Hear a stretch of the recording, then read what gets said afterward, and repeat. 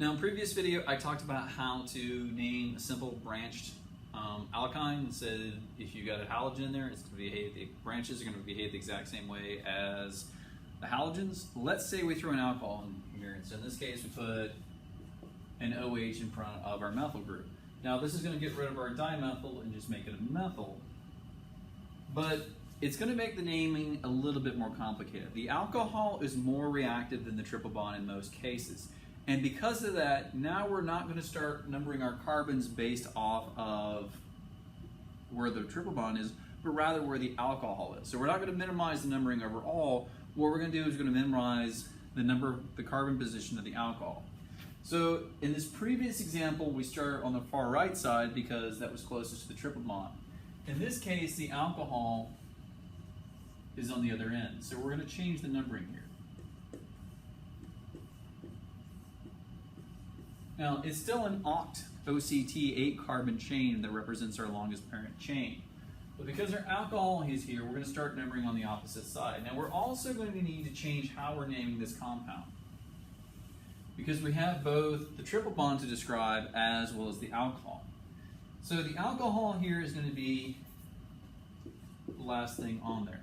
And what we're going to do is have a gap between the name of the parent chain and the AOL to specify that it's an alcohol. Because we have a triple on, though, we also had to designate that. So we're going to have a YN. So oct for the parent, the YN for the triple bond, the number, and then the alcohol. So the number here before the octen is going to designate the position of the triple bond, and the number here is going to designate the position of the alcohol. Now, again, we have this methyl branch. Alcohol is going to specify this is carbon 1, so this is 3-methyl, 1, 2, 3, 4, 5 octen, 2 all. So, a lot goes into this, but the big picture here.